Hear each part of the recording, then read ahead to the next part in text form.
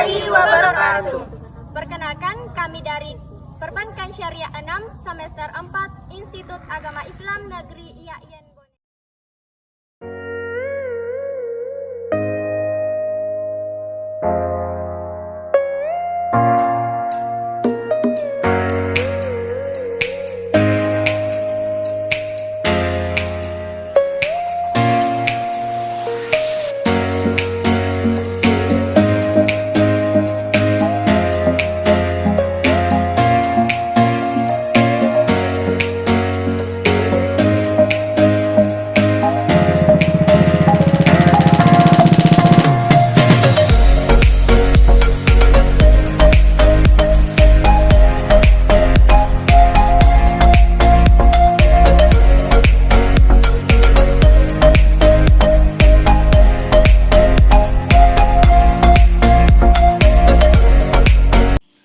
Assalamualaikum warahmatullahi wabarakatuh. Baiklah, saya langsung saja menjelaskan materi tentang konsep manajemen dan praktek manajemen dalam hukum perbankan.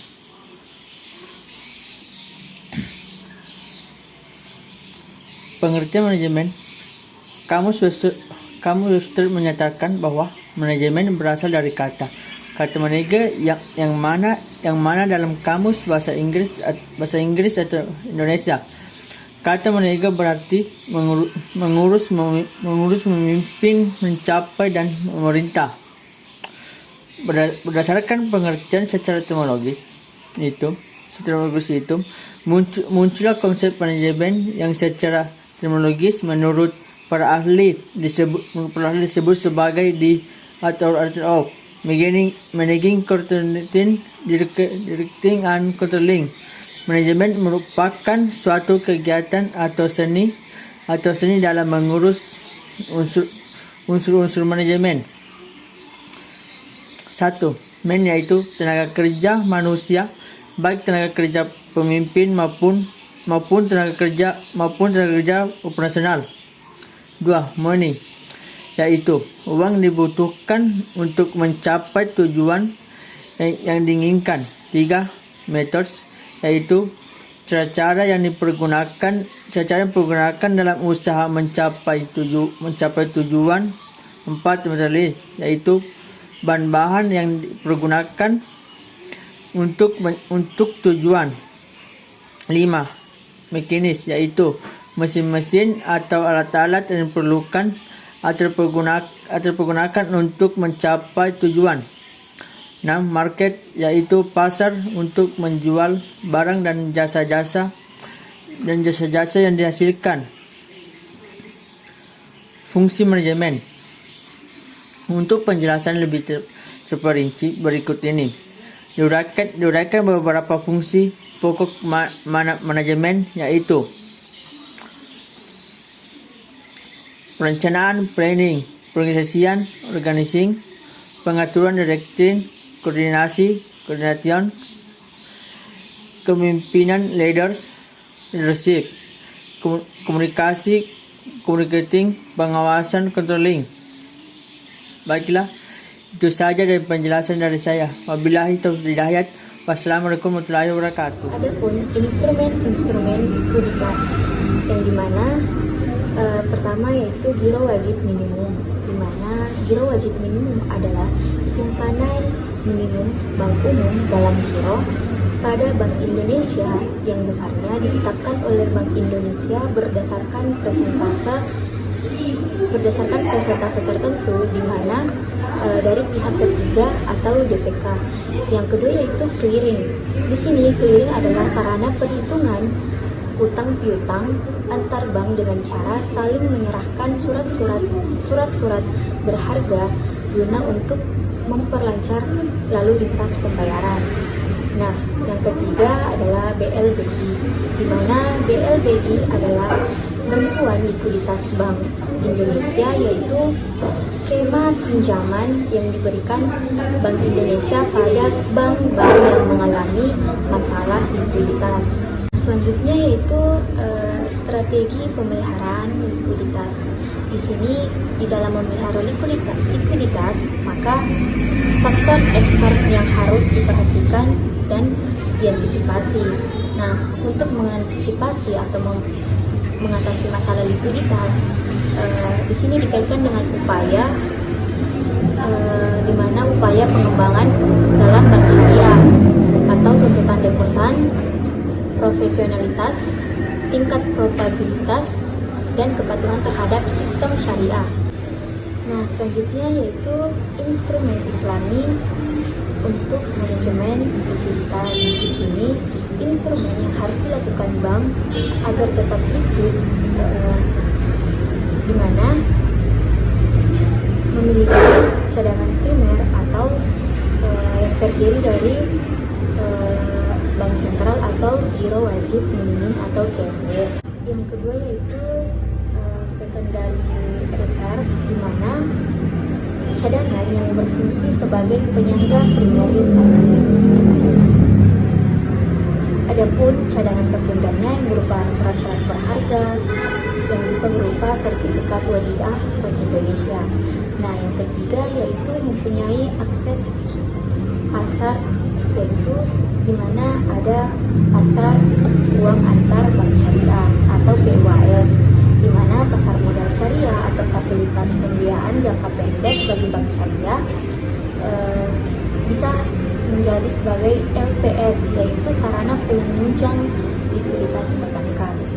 Nah, adapun instrumen perbankan ribawi dikembangkan untuk memiliki kebutuhan pasar yang dimana berkembang selama lebih dari 150 tahun.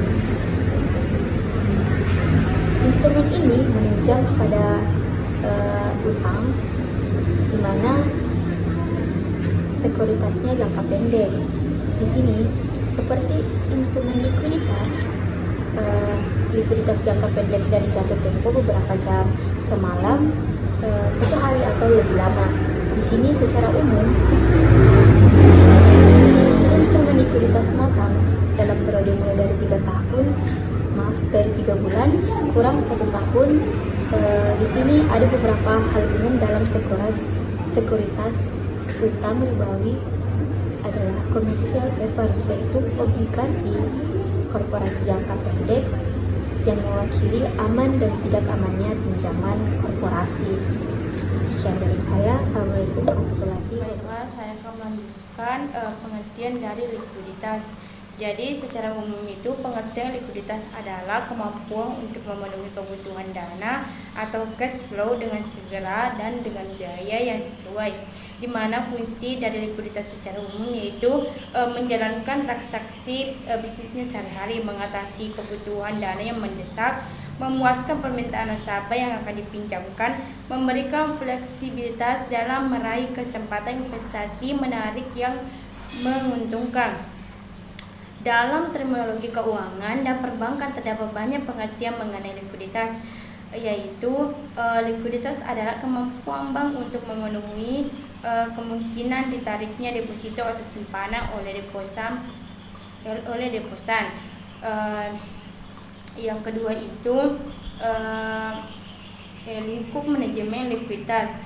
Jadi likuiditas pada umumnya didefinisikan sebagai kepemilikan sumber dana yang memadai untuk memenuhi seluruh kebutuhan kewajiban yang akan jatuh tempo, atau dengan kata lain kemampuan perusahaan untuk memenuhi kewajiban pada saat ditagih, lebih baik yang dapat diduga ataupun tak dapat diduga.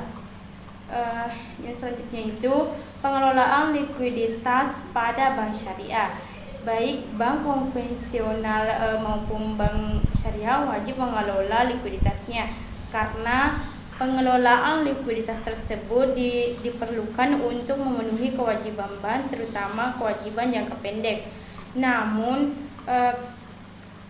demikian terdapat beberapa kendala dalam pengelolaan likuiditas dalam bank dengan berbasis syariah atau bank Islam apabila dibandingkan dengan bank konvensional, mengingat bank dengan berbasis syariah memproduksinya masih dibilang baru. Seiring dengan usia berkembangnya bank syariah, adapun kendala-kendalanya yaitu kurangnya akses untuk memperoleh pendanaan jangka pendek. Dua, kurangnya akses ke pasar uang sehingga bank syariah hanya dapat memelihara likuiditas dalam bentuk kas. Yang ketiga itu kendala operasional, kesulitan dalam mengendalikan likuiditasnya secara efisien. Sebagai contoh, tidak tersedianya kesempatan investasi segera atas dana-dana yang diterimanya. Baik, materi selanjutnya yaitu pengumpulan dana dan kebijakan pengumpulan dana. Pengertian pengumpulan dana yaitu kegiatan usaha yang utamanya bank adalah penghimpun dana dan penyalur dana. Pengumpulan dana dari masyarakat perlu dilakukan dengan cara tertentu sehingga efisiensi dan dapat disesuaikan dengan rencana tersebut. Yang kedua, sumber-sumber penghimpunan dana. Pada dasarnya, bank mempunyai 4 alternatif untuk menghimpun dana untuk kepentingan usahanya, yaitu dengan menggunakan dana sendiri, yang kedua dengan dana deposan, dengan dana pinjaman dan sumber dana lain. Selanjutnya, kebijakan penghimpunan dana. Setiap penerima dana pihak ketiga merupakan amanah yang harus dijaga keamanan dan keselamatannya bagi pemilik dana dan bank. Oleh karena itu, setiap proses penghimpunan dana, penerimaan dana dan penerimaan dana harus dilakukan berdasarkan ketentuan peraturan bank syariah sebagai lembaga intermediasi dalam mengelola dana masyarakat. Dana masyarakat harus memiliki komitmen dan integrasi. Oleh karena itu, setiap proses penghimpunan dana harus mempertimbangkan atas penghimpunan dana yang sehat. Selanjutnya, prosedur penghimpunan dana yang sehat. Setiap pejabat bank yang berhubungan dengan penghimpunan dana harus menempuh prosedur penerimaan dana yang sehat dan benar serta prosedur persetujuan, dokumentasi dan administrasi serta pengawasan penghimpunan dana. Selanjutnya, penghimpunan dana dalam perhatian khusus, yaitu penghimpunan dana yang dikategorikan sebagai transaksi keuangan yang mempunyai risiko tinggi atau mencurigakan. Kemudian, penginian dana, yaitu upaya yang melengkapi dan memperbaharui data para nasabah, dilakukan dengan cara penyeleksian kembali data nasabah penghimpunan dana yang telah masuk dalam formulir yang terkini. Selanjutnya, penyelesaian pengaduan. Proses dan penyelesaian pengaduan permasalahan penghimpunan dana harus didasarkan pada program tindak lanjut yang telah dibuat dan disetujui pada tingkat direksi, dilaporkan pada Bank Indonesia. Kemudian, penghimpunan dana yang dihindari. Penghimpunan dana yang dihindari meliputi penghimpunan dana tidak sesuai syariat Islam dan kebijakan pemerintah, antara lain berupa hasil korupsi, hasil perjudian dan money laundering. Bismillahirrahmanirrahim. Assalamualaikum warahmatullahi wabarakatuh. Saya Muhammad Tasridal, Prodi Perbankan Syariah 6. Di sini saya akan melanjutkan sebuah materi tentang manajemen, yaitu prinsip-prinsip manajemen bank syariah. Perbuatan manusia menurut pendekatan syariah dapat berbentuk perbuatan ibadah dan dapat berbentuk perbuatan muamalah. Suatu perbuatan ibadah pada asalnya tidak boleh dilakukan kecuali ada dalil atau ketentuan yang terdapat pada Al-Quran atau hadis yang menyatakan bahwa perbuatan itu harus atau boleh dilakukan kecuali ada dalil atau ketentuan yang terdapat dalam Al-Quran atau hadis yang melarangnya. Beberapa prinsip atau kaidah dan teknik manajemen yang ada relevansinya dengan Al-Quran atau Al-Hadis antara lain sebagai berikut.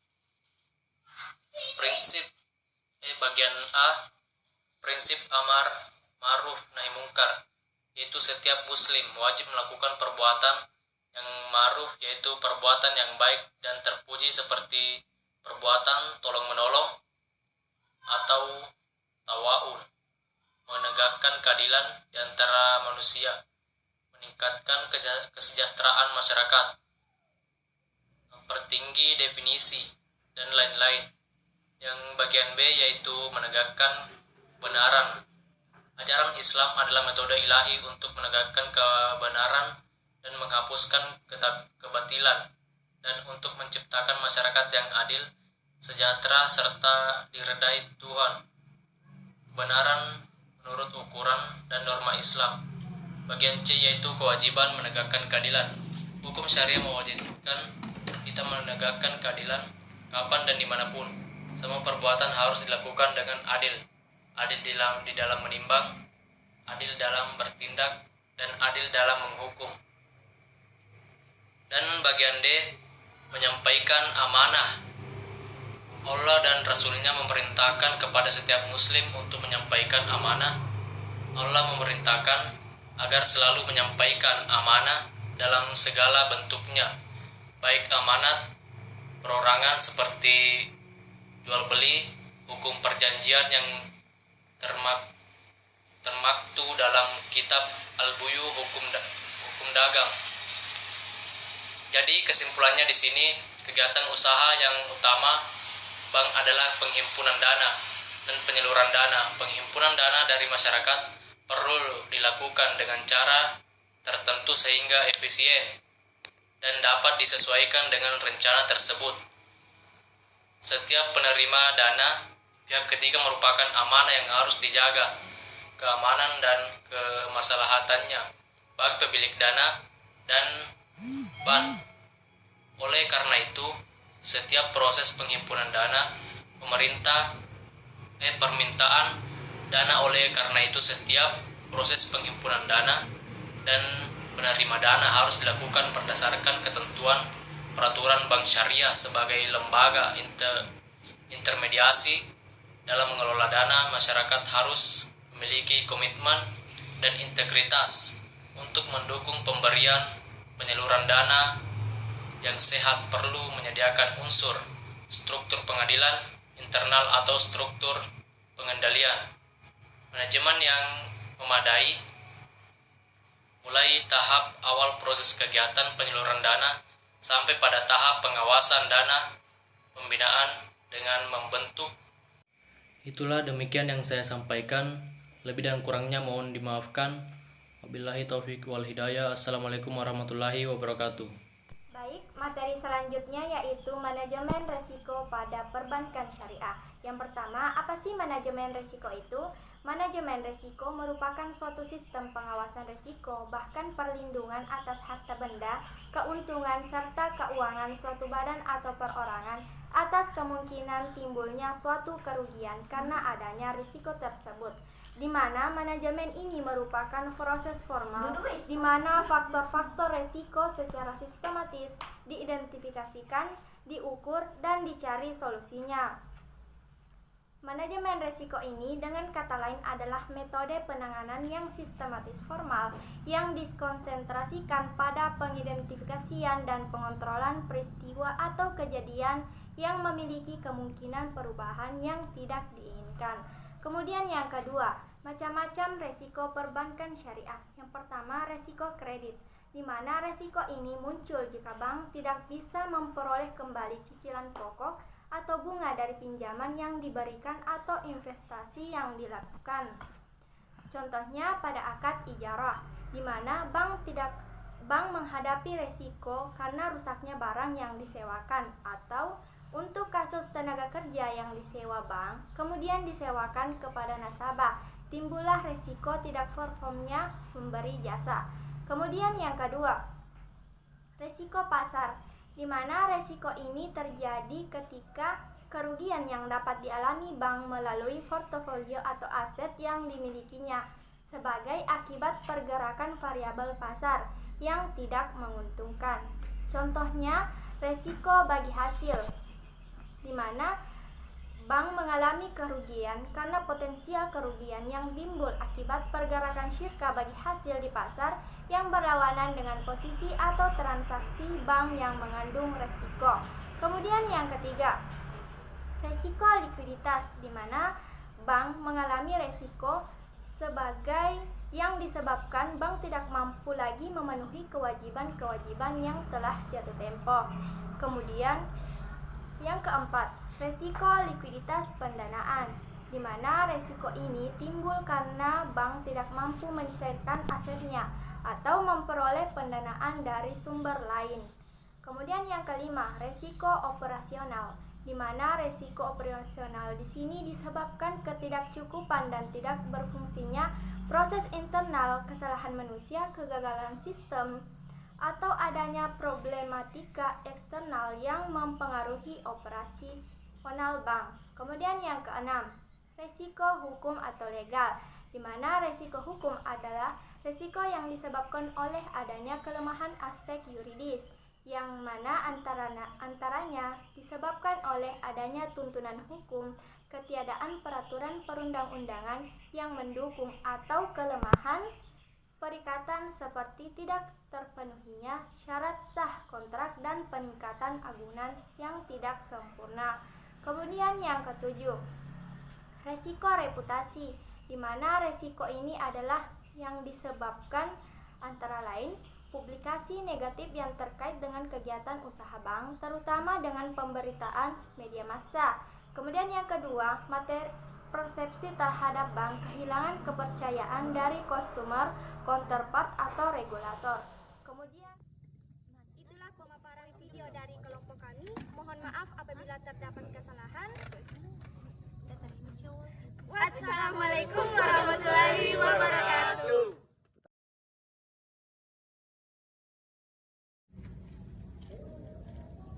Assalamualaikum warahmatullahi wabarakatuh.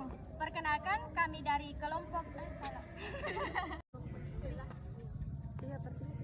itulah pemaparan dari Alda.